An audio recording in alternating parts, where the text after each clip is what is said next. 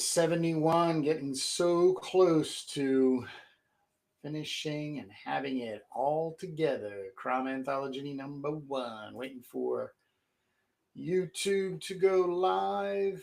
Yes, we're awake on YouTube, and now we're sending a little notification out to those in Facebook and Instagram land just to help them be reminded and come out this way. Oh man, we got some great stuff to talk about. If I sound out of breath, I've been working hard since our last update. So I'm excited. I'm super excited to share. All right. But there's something I'm more excited to share right now than the CROM Anthology #1 update, and that is issue number 3 of the Brutal Blade of CROM. Project lead Jamie Barrows, also creator, contributor to this amazing. It's mind blowing. I just now sit around and read all 3 of the Brutal Blade of CROM, which, by the way, I have over at CROM, so you can buy all 3 of these or get yourself up to date on 1, 2, or now 3. Jamie was absolutely right when I was talking to him pre-launch, and I was asking for a heads up on what the this issue was going to contain, and experimentation was his response, and that just really got me going, because if you don't know me by now, stay to the end of this video, because you're going to know all about me and my experimentation and using the public domain character CROM the Barbarian. But an amazing lineup. Once again, some repeats, some stories are getting part 2s, some are getting completed, some are new contributors. So Jamie and the gang have just done an amazing job. I am only going to tease. I am not going to spoil this. You have got to get your hands on issue 3, 1, 2, and 3. I have to say, bang from. So that just gives you a little bit of an idea. And then the Instagram group is up and running now for Blood Maidens, which is going to come in between issue 3 and 4 of Brutal Blade of CROM. I'll actually be making a contribution.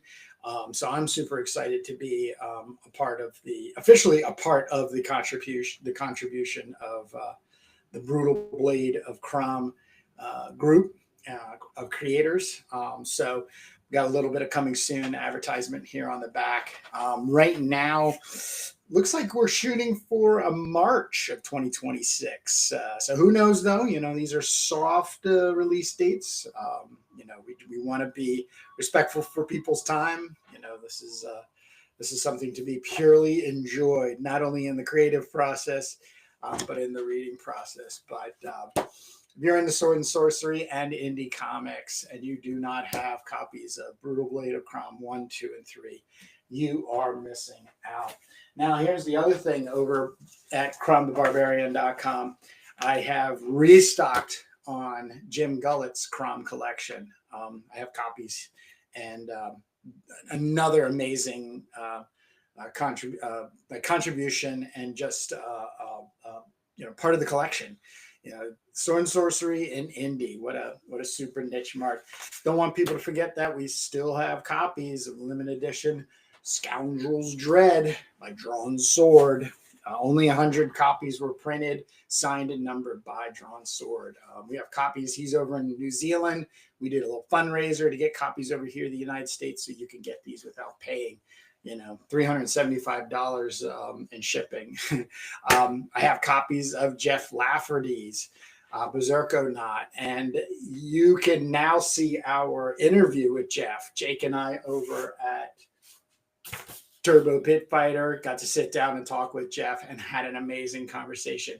And this was one of those interviews where at the end, all three of us said, man, we can't wait to get together and do this again. So, and it's going to happen. So pretty awesome. And then, of course, my own contribution to CROM, the Barbarian, the public domain sword and sorcery character. The first one created by Gardner F. Fox.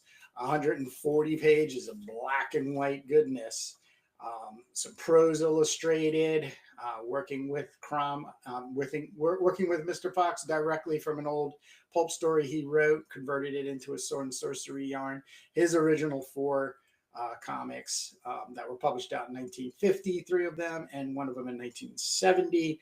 And then my 4 early youthful CROM stories that are in here as well. So really good place to get involved. I cannot express how excited I am for all the future contributions and contributors that are going to be coming in CROM Anthology number 2. That's already kicking off. I'm not spending a lot of time right now dealing with it because I have to get CROM Anthology number 1 completed, which is very close to be completed. But if you're looking to contribute and you need some inspiration, some motivation, some just like jump starts, we've got them here. CROM Collected 2024 by myself. Even Berserkonaut. I mean, if you really want to get down to it, I mean, I'm using a lot of a similar approach that Jeff has used in putting Berserkonaut. So this has been a little bit of a handbook for me, just off to the side over here. I can't say enough about what I get from Drawn Swords approach, the freedom. This is a dark art concept book, and it's amazing. It's so inspirational. And he's got some wonderful contributions coming. A second installation of CROM, the Courageous 2. And there is also his Karnak. I haven't gotten an official update. He's still settling in at a new place.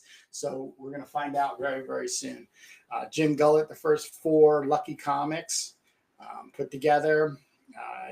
I find Jim's CROM, his interpretation of CROM, as being right up there at the top for me, really giving me that feeling that I have in my head and want to get to see more of in the way of CROM. And of course, the Brutal Blade of CROM, an amazing group of indie creators, amazing group, and their hearts are in the work, and I just can't. I just am so. The fact that these guys got up and started at the same time that I got CROM the Barbarian, my collection started, and we both saw each other releasing our first books in 2024 is just makes me glow and beam that there's I'm not the only one. That's the real point. But here, let's just get into our update for. It's been a couple of days. I think it's been about 10 days since I've given an update. Have sold 10 of the CROM mock-ups and want to thank all 10 of those patrons, supporters, sword and sorcery fanatics. That it just makes me feel so optimistic about what this is going to mean to a lot of people once it is completed and out there. My thing is I want a place for people to have something consistently coming out at a nice high standard for material reading to the fan base, and then other people that are part of the fan base, or those people who are part of the fan base that want to contribute in some way, writing scripts or coming up with story ideas or penciling or laying out or doing just a pinup. Maybe you have something, it's not CROM Barbarian specific, but it's centric to a sword and sorcery and crazy world and everything. It's just super exciting. So, I'm looking at now paring things down and getting things curated So I am going to be removing a story. I'm not going to talk about it right now because I haven't talked to the artist yet. And it's no criticism of the work or the artist. It's just probably right now not the right time to put this work out. And I'll speak to it later. And very much hoping that I get the creator on again and talk about, because there's some things that just I want to be super clear on why this work is in there. So I'm going to hold off until CROM Anthology 2 with that. So it's actually bringing the book down to like 220 or 14, somewhere around there. It's going to be the final count. I have completed CROM Junior, and I want to take that placeholder out. So I'm going to jump over there, get the placeholder. Where is CROM Junior? Where are you, CROM Junior? Here you are. I don't know if I have anything there. Oh, yeah, I do. All right, so this is a good place to kind of talk about what I have going on here today. And as I mentioned earlier, experimentation.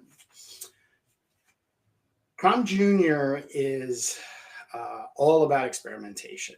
The first reason and approach I wanted to make with this short 6-pager is comic relief, working in a very cartoony style. This is actually from a 50s, early 50s, I think it's 1954.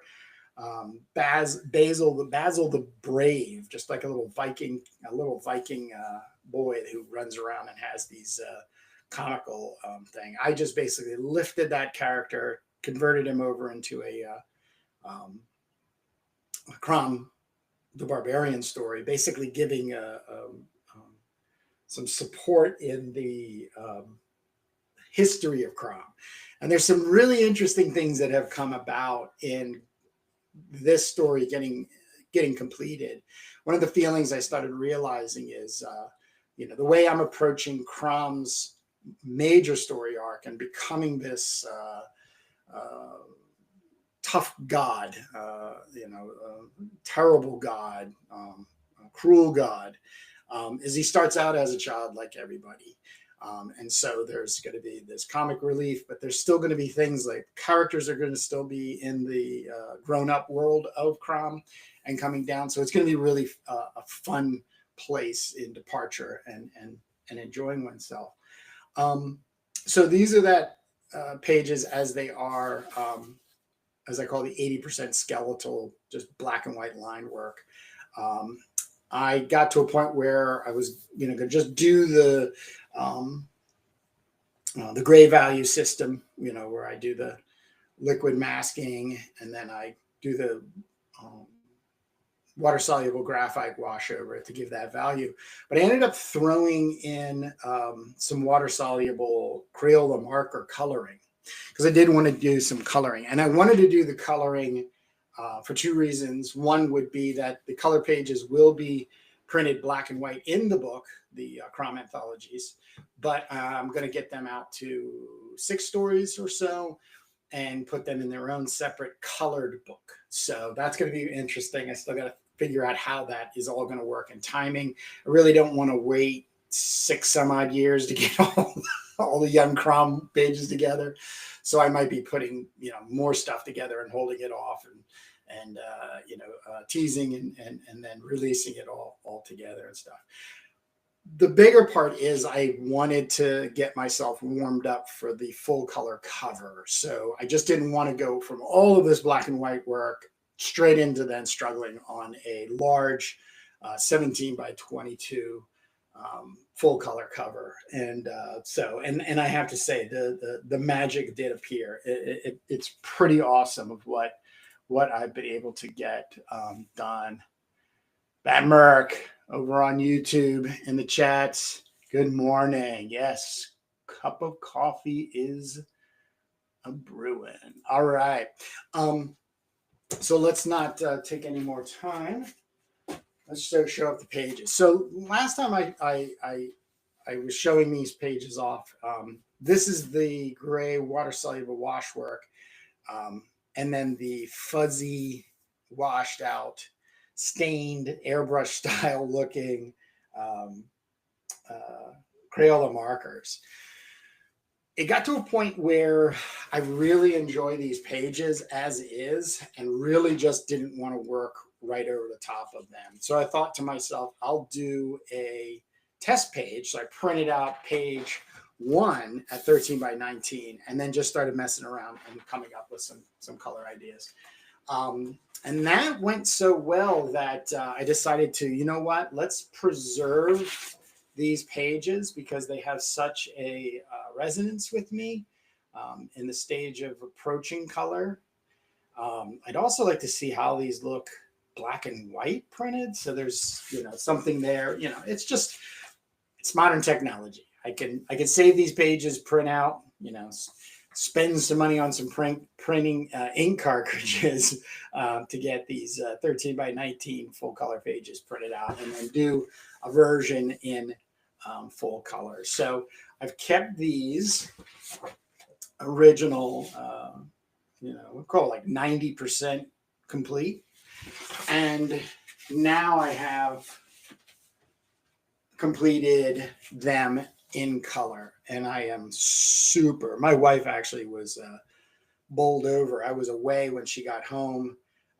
These were out down in our living area where I have a drawing station down there. And she was just completely bowled over. I am too. This is all, just so you know, the way I have always worked color-wise, but with the magic of these paintbrush markers, Sharpie creative markers. I've been playing around with 2 or 3 different versions. One's not working to my delight, so I've kind of like abandoned them, but I'm down to 2 brands right now.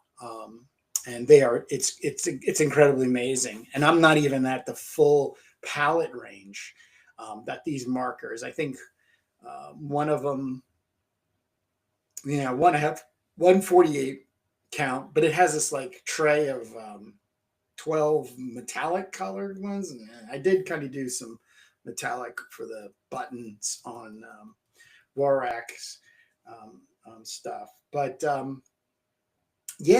I love layering, and then the more important part is like doing all the coloring and then having the opportunity to come back with a black pen and outline everything like a cartoon. So it's all come together. Super excited about it. I'm going to show off right now, but so very excited to get into coloring the cover now. Very, very prepared. And also can't wait to see what this is going to look like in black and white. That's really going to be the thing.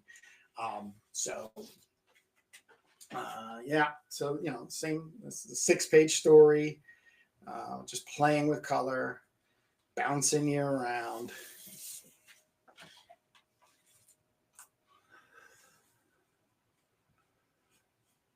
Thanks, Bat Merc. Thank you very much. Yeah, the popping is really going to be, like I said, interesting to see it in print. Here's the title card for the YouTube. This is actually my wife's favorite panel right here. She's like, oh no, what's going to happen to the lion? She was more worried about the lion because, Crom's a tough kid. Will he escape? So yeah, very happy with them. The process is there.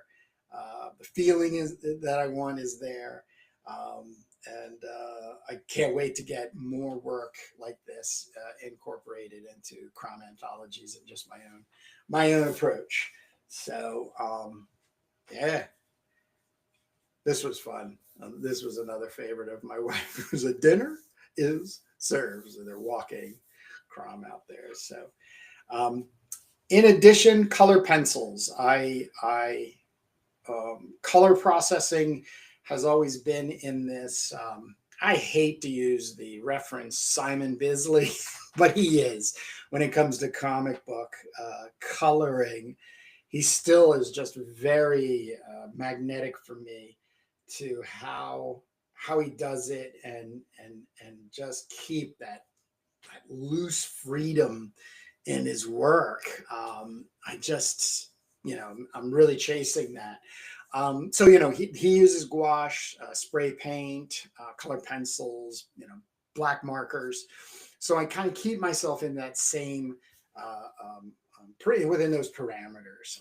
I'm just having my own approach, to, getting those layers down and stuff. So pretty exciting. One thing I do want to say is I was able to edit CROM's face. Let me go back. There's a good example. So CROM's face, when it came down to, let me grab. So you can see it's a very harsh, unchildlike looking face, and wasn't really too thrilled with it. And there was a lot of faces. These were actually kind of fine, but there were faces that just weren't working together as a whole. And I have to admit, one of my challenges in comic book making is the consistency of character. One character having an appearance and then different turns of the head and the way they look and appear from panel to panel. So always looking to up my game on that. I ended up just printing out an 8.5 by 11 because I found on page 3. Let me grab page 3. Now, page 4. Yeah. So, page 4 here. And then you'll notice then page 4 here. And I was just using this as a guide in bringing him in. And one of the things that happened is, unbeknownst to me, as I was moving through the 80% skeletal inking stuff, I got to hear, actually, I probably finished this page, and then I stood up and I looked. And this area really just zeroed in on like a Calvin and Hobbes Calvin appearing, looking character. And Calvin, of course, was very mischievous. And, I was like, wow, what a little something to kind of like lean towards. So I was able to give myself the benefit of the doubt. And as I was coloring and then, doing the black outline markering, tighten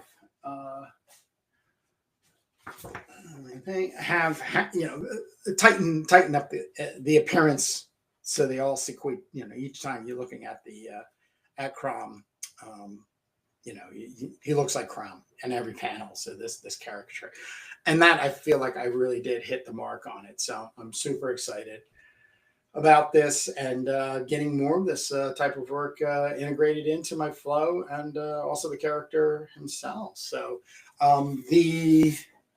this was that test page. You can see how I was just using it as a test page. There's nothing precious. I was just looking for, just different ways. As a matter of fact, I had it underneath, and, I was marking, and it came on there and everything. So this is going to be like a fun little artifact to have around to be able to come back and look. I mean, I was even playing with this fluorescent orange, but then when I did a scan of this, it just went white. So it was kind of like, well, duh, just go white. There was just different kind of things. I did struggle. I'll tell you, the last thing I did struggle with was this deep blue. I call it like a peacock blue and color pencil, Prismacolor pencil blue. A little too matte, too flat, but ended up putting in this tealish run of clouds, kind of skewing to, works well. So very, very, very pleased. So this all leads us to the cover. So I have already now started today on getting onto the cover. As a matter of fact, I printed out, kind of trying to, so I printed out, there you go. You see like here.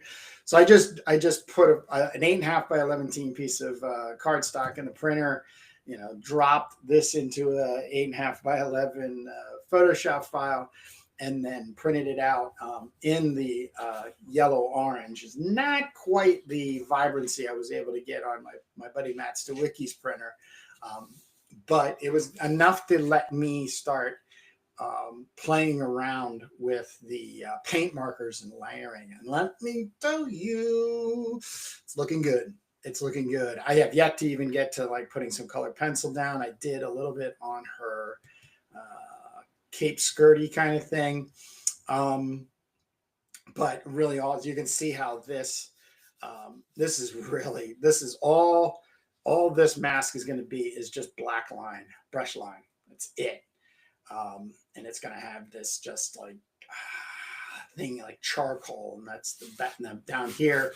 That's the whole idea is, floating on this breaking up of dried lava, cooled lava, and in between will be these things, but these will all be black with, some cooling grays on there and some holes punching through. And of course it's all underneath CROM's footing as he's got to stand off against this demon. And maybe these two, we don't know who these two are coming out of this other kind of like time portal place or such.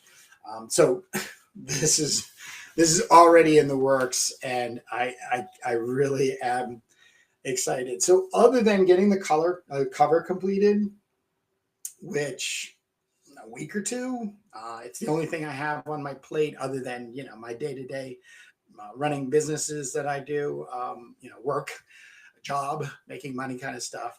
I give myself at least 3 hours, 5 days a week, to concentrate on the work. But I just have to do the ink drawings to get these guys all put together for the CROM of Clarn, which is coming. One thing I just remembered, and I do want to bring it up, and it's kind of another part of the whole experimentation, and then I'm going to kick off so I can get back to work. Bammer, thank you so much. Thank you for the love and support there and the feedback. Cool. Thank you. And as always, if you're on the replay, you can make comments. Excuse me. You can always make comments. I always read the comments and respond. So I always like seeing them, getting the encouragement, and maybe even a little bit of pointing in direction stuff. But as experimentation goes, I started CROM Junior on these are 5x7s. Yeah, 5x7 index cards.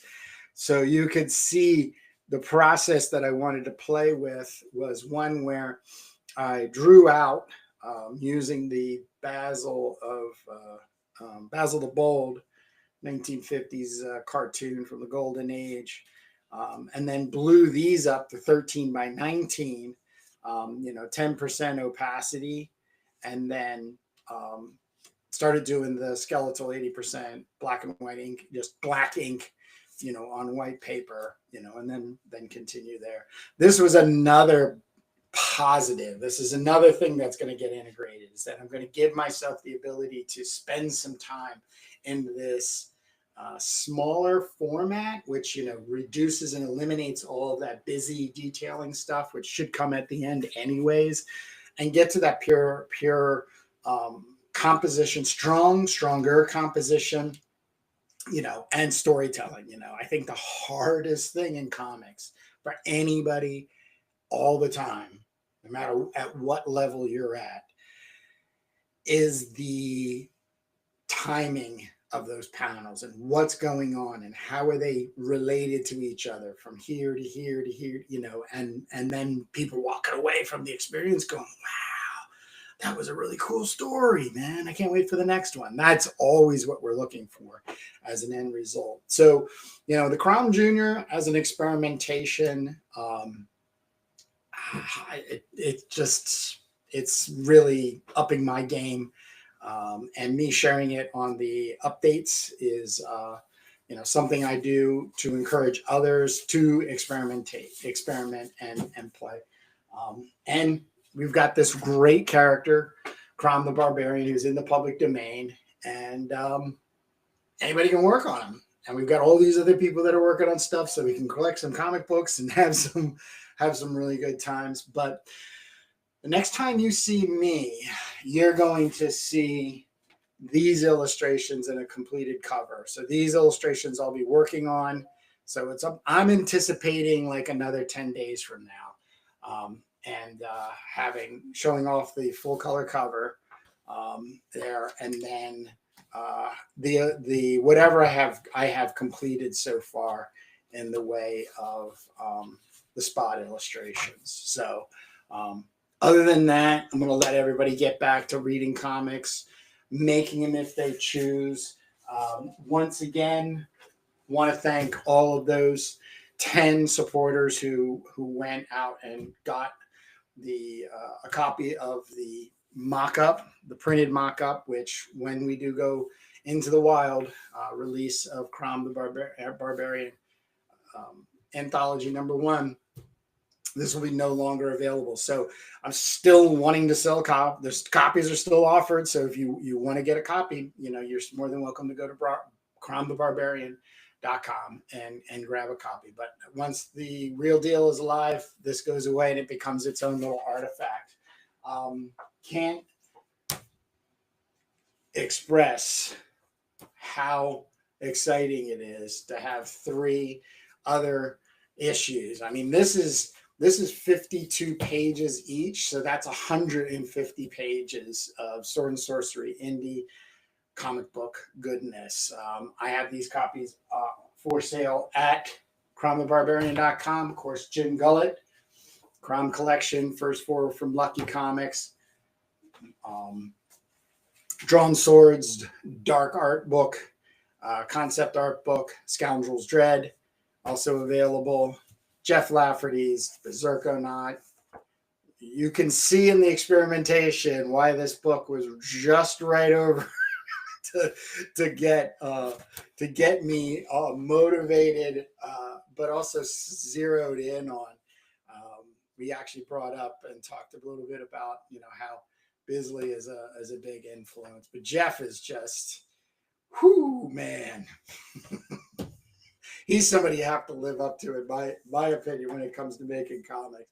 And of course, my first contribution to the world of CROM the Barbarian, public domain character CROM 2024, collected 140 pages of sword and sorcery, black and white, magazine size goodness to inspire, to motivate. Other than that, have a great one.